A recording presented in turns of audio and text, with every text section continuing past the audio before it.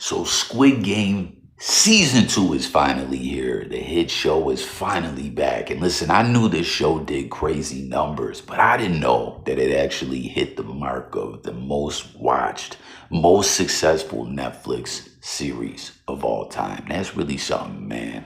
Hit the comments and let me know if you already knew that. Now, first and foremost, there ain't really going to be any spoilers in this at all, just like minor. I'm one episode in, so we'll have like some very minor plot points or whatever of what's going on, but it is not really what I would consider to be spoilers at all. And let's just please, like, no spoilers. Don't be a douche. You know what I mean? For the most part, I feel like everyone who rocks with coffee, who is official Team Coffee, wouldn't come in on no sucker ish and get to spoiling it up in the comments. You know what I mean? Like, that's just some real fluck ish. Like, use a real prick. It's straight pricks fix if you're on type time like that. You know what I mean? But who knows? There could be some other people just passing through, just breezing through, who decide to get on that type of fluckery, and we'll have to X them out into the abyss ASAP. So just don't be a prick, bastard, son of a bitch. You know what I'm saying? But anyways, man, season two's finally here. Finally, right? It took 3 fucking years. Like, I could not believe that they took this long as to what a hit it was, man. Everyone was talking about Squid Game. Even No Jumper was talking about Squid Game. And to keep it a buck with y'all, I think that might have been where I first heard of it one day when I was at work back in, what was that, 2021. You know what I mean? Having my headphones in, doing my job, listening to some podcast to help pass the day along oh so smoothly. Comment too if you're a work podcast listener. Tell me it just doesn't make the day fly by. Just easy breezy. You know what I'm saying? But real talk, just as time kept pushing on, and it almost felt like the interest for the show was falling off a little bit. I was like, why would they do this? Why would they take this amount of time? You know what I mean? But then we saw Mr. Beast resurrect Squid Game, where he did some ish on his channel that was all like recreating the whole Squid Game thing. Y'all know the way that dude gets down, the sets that he builds, like the Willy Wonka one and all that, is really next level, man. What's up with Mr. Beast too?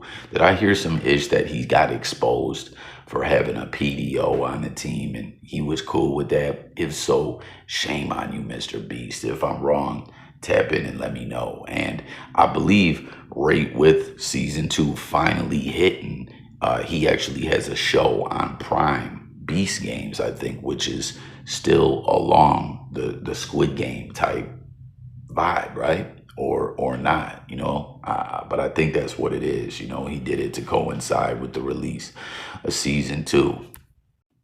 But man, oh man, with it finally being here again, I'm only one episode in. My son just told me, Dad, I just finished Squid Game. I'm like, it's here?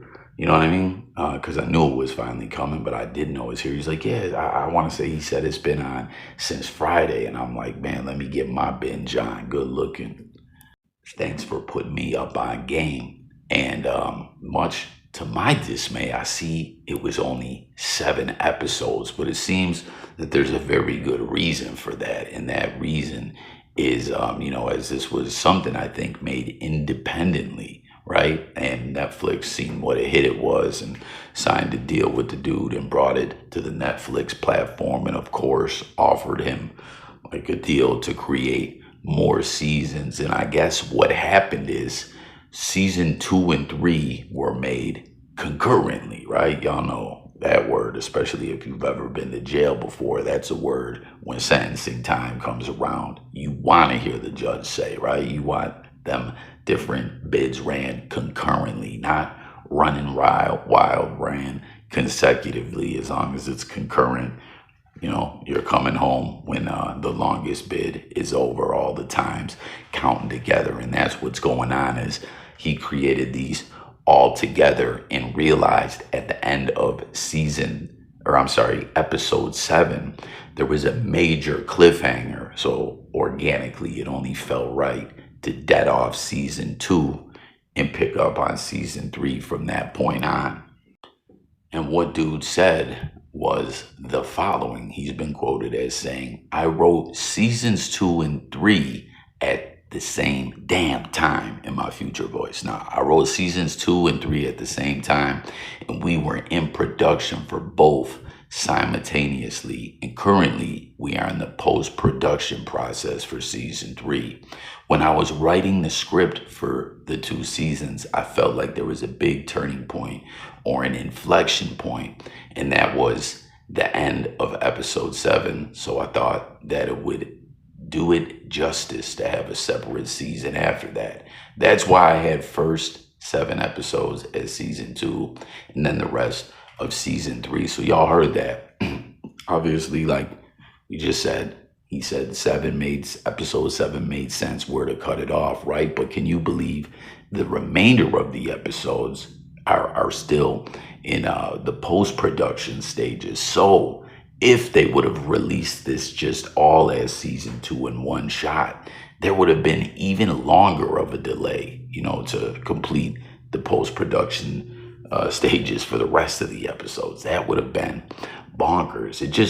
I get it, like some people say you can't rush art, or you can't rush a masterpiece or something like that, but it just felt like they were just so lackadaisical getting to season 2, where it just made absolutely zero sense to me. You know what I mean? 3 years is a long motherfucking time. 2 years would have even been cool, but 3 just felt like, what are y'all doing, man? But we're gonna get into some of the semi-spoilers.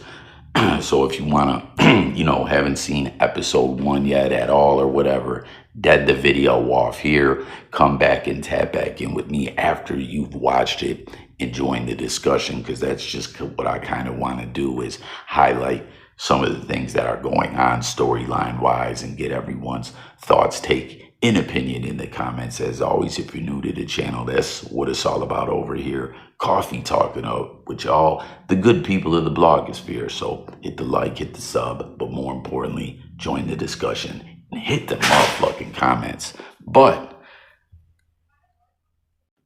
it seems 2 individuals are on a big mission right now, right? To try to get to the bottom of who is exactly behind Squid Game and what it all means, how it happens, like who is doing this, this shady, probably rich, elite, underground, Illuminati-like group that just gets their rocks off on some weirdo-ish, watching people fight for their own life and die and compete against each other. It's also twisted, which we saw towards the end of season 1, where all those people came in, and it was really weird. It reminded me of that Eyes Wide Shut movie, something that we have seen replicated and duplicated in many different music videos, from Mystical's Shake That Ass, right, to all kinds of other ish, to Always Sunny in Philadelphia. Remember, he's like, the key word is orgy, when they pulled up to the orgy just for the buffet. And it was a bunch of fat, nasty, slob-ass motherfuckers. Pause. And we just got to point out, too, man, I don't rock with Mystical at all. Totally side note for hip-hop fans, I've always been a fan of Mystical, man. His presence on the mic as an MC is just something else, man, with the, fast bars and just the energy that he brings. And, every time him and Busta Bus collabed, it was really something special, as they would both be on each other's albums. But as we know, Mystical was a convicted rapist, and there's no way around it the first time. And I know I'm getting a bit off track, but we gotta address things, especially when wicked demonry comes up. Those that rock with the channel know this, you know what I'm saying? Mystical's first conviction, he took a plea, you know what I mean? They were gonna give this man probation, and the judge saw the tape that was evidence and said, man, I gotta lock this bastard up. Although he did beat a second rape charge, the third one that's going on right now, that he's facing a life in prison for a spouse. I haven't followed that more recently with the recent updates. If the trial started or the case got thrown out, I don't know what happened, man. But it wasn't looking too good for Mystical. And if he really is out here raping people, he needs to pay, man. You know what I mean? Anyone who rocks with coffee, no, we do not rock with the wicked demons. Send them all off to Maustein Island to violate each other all to DEATH, and then burn in hell for all eternity. You sick sacks of ish. But getting back to what I was talking about, y'all know what I'm saying, right? Where those rich underground elite Illuminati prevert type people pulling up, they all had on like masks of they were like what were they like? Animals, I believe, or something like that. I don't know. It just kind of took me back to Eyes Wide Shut, And since we're talking about TV and films, we just had to point out that that is something that has just been inspirational, and we've kind of seen an homage to it in so many films and music videos and TV shows. It's really something. Comment if you fuck with the Eyes Wide Shut movie, you know what I mean? And comment if you'd be intrigued to do like watch alongs on the channel on live streams, if that would be something dope, copyright wise. It might be some hoops to jump through to get it done, but maybe we should, I don't know, tap in. Let's talk about it. But a couple individuals are out on this mission trying to expose these people, get to the bottom of it all, and those two are that cop who in season 1 was on a mission to find his brother. As again, hope you clicked off if you didn't want to hear any spoilers, because a major plot point so far in episode 1 is he survived getting shot and falling off that cliff. He did not die from the gunshot wound. It seemed to just hit him in the shoulder. A fisherman picked him up, and this guy is out everywhere trying to find the island, trying to find anything he can to get to the bottom of the Squid Game mystery. And the other individual who is on a mission, hired body karate, to expose Squid Game and the sick flux that are behind it, is the dude, our main character, who won season 1. And no, he still don't have that pink hair going on. I did not really understand the significance of that. Why at the end of season 1 he decided to go into the barber shop or hairstylist, whatever you call it, because that wasn't really no barber shop, and get his hair done up all pink and go about his way. That was just so odd and bizarre to me. Like, yo, you're home. You just found out my Dukes didn't make it, and yeah, you got to go bust a move and make some things happen. Let's get our hair dyed pink. It was just so peculiar to me. Tap in and let me know if you felt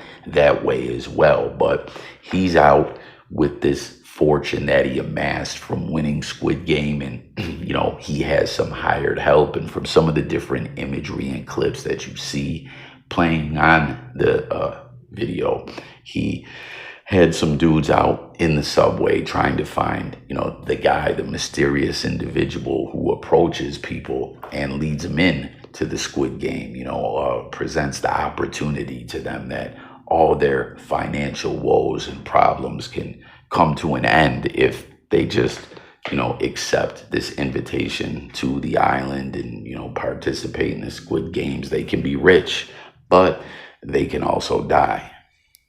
And, from some of the imagery playing as well, you can see that his hired help did indeed find these guys, you know what I mean? Or find that guy doing the same thing, slapping people in the face, playing that game that looks like, comment if you felt the same way, that it kind of, as an American, reminded you of Pogs. Remember Pogs from back in the day, man? I used to collect Pogs. Throw your slammer down, flip them, like, I feel like most people, too, when it came to Pogs, didn't actually play the game. They just collected them. I actually liked to get my Pog on and actually play the game the way it's supposed to be played. But that's pretty much what's going on thus far. These two are both on their missions. As you see, they do find, our hero, our main character from season 1. His hired help did indeed find that guy, and Things get a little spicy, a little spooky, a little crazy after that. I'm not going to really dive in to what exactly happens there. But, I don't know.